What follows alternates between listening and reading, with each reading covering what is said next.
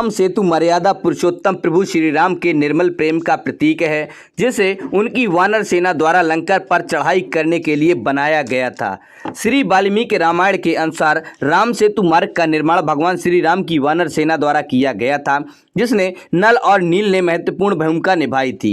नल और नील को शिल्पकार विश्वकर्मा का पुत्र माना जाता है। यही कारण था कि भगवान श्री राम ने नल और नील से लंका तक पहुंचने के लिए राम सेतु निर्माण का आग्रह किया था। कहा जाता है कि विश्वकर्मा के पुत्र नल और नील को यह वरदान था कि उनके द्वारा रखे गए पत्थर पानी में तैरेंगे।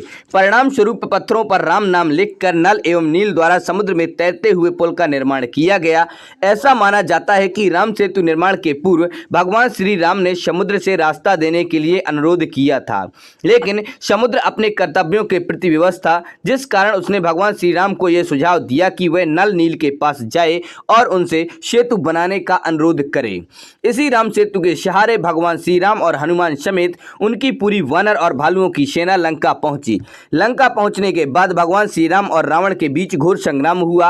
अंत में भगवान श्री राम ने रावण का वध कर दिया और सीता माता को वापस लेकर अयोध्या चले आए।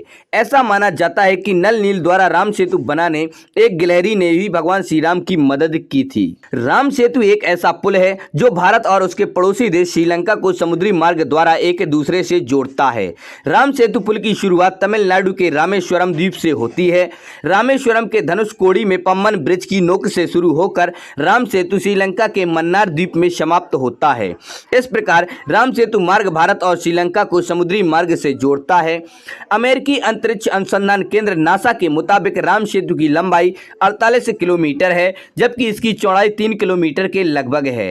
हालांकि कुछ अन्य आंकड़ों के मुताबिक राम सेतु की लंबाई 50 किलोमीटर तक मानी जाती है, लेकिन नासा द्वारा प्रमाणिक साक्ष्यों के आधार पर इसे 48 किलोमीटर ही माना जाता है। रामेश्वरम द्वीप से शुरू होकर श्रीलंका के मन्नार द्वीप में समाप्त होने वाला राम सेतु ब्रिज समुद्र में कुछ स्थानों पर 3 फीट गहराई पर है, तो कुछ स्थानों पर 30 फीट की गहराई पर स्थित है। राम सेतु पूरी तरह से समुद्र के भीतर डूबा हुआ है। यही कारण है कि यह सीधे तरीके से दिखाई नहीं देता। हालांकि सैटेलाइट और गूगल मैप के माध्यम से इसे देखा जा सकता है। शुरू से ही राम सेतु की मौजूदगी पर कई सवाल उठाए जा रहे थे। हालांकि नासा के द्वारा किए गए शोधों के बाद इन सारे सवालों के जवाब मिल गए।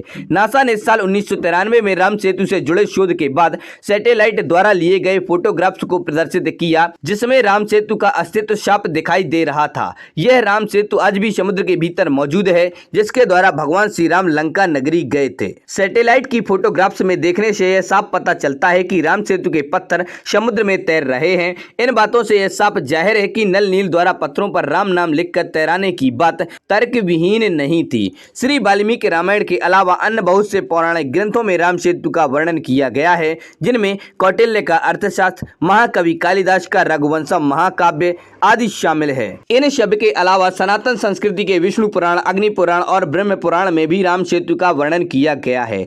श्री वाल्मीकि रामायण के अनुसार राम सेतु लगभग 3500 वर्ष पुराना है। हालांकि कुछ लोग इसे 7000 साल पुराना भी मानते हैं।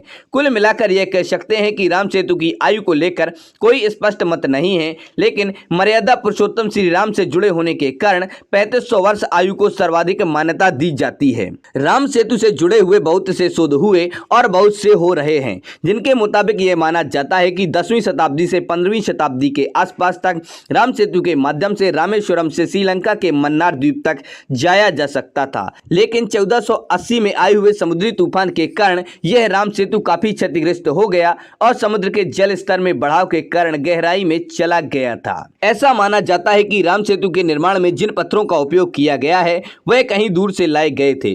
वैज्ञानिक मानते हैं कि यह ज्वालामुखी के पत्थर थे, क्योंकि ज्वालामुखी के पत्थर पानी में तैर सकते हैं। विश्वकर्मा के पुत्र नल नील को राम सेतु का इंजीनियर कहा जाता है, क्योंकि उन्होंने ही इस राम सेतु का निर्माण किया था। कहा जाता है कि श्रीलंका के मुसलमानों ने सबसे पहले राम सेतु को आदम का पुल कहकर बुलाना शुरू किया, जिसके बाद ईसाई और अन्य समुदाय के लोग इसे आदम ब्रिज कहने लगे, क्योंकि उनका ऐसा मानना था कि आदम इसी पुल से होकर गुजरे थे।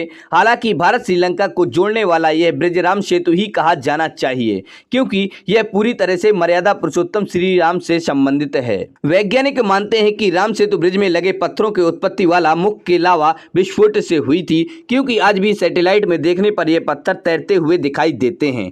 पुराणों में राम सेतु ब्रिज का वर्णन किया गया है, जो ब्रह्म पुराण, अग्नि पुराण और विष्णु पुराण में मौजूद हैं। राम सेतु को मर्यादा पुरुषोत्तम प्रभु श्री राम और उनकी अर्धांगिनी माता सीता के बीच प्रेम का प्रतीक माना जाता है। राम सेतु ब्रिज अखिल विश्व में प्रेम प्रतीक के रूप में विख्यात है। तो दोस्तों, आप लोगों के वीडियो कैसा लगा? पसंद आए उसे लाइक करें और अपने दोस्तों के साथ शेयर करें। हमारे चैनल पर पहली बार आए हैं तो हमारे चैनल फैक्ट्स क्रिएटर जी को सब्सक्राइब करें और बेल आइकन भी दबा दें।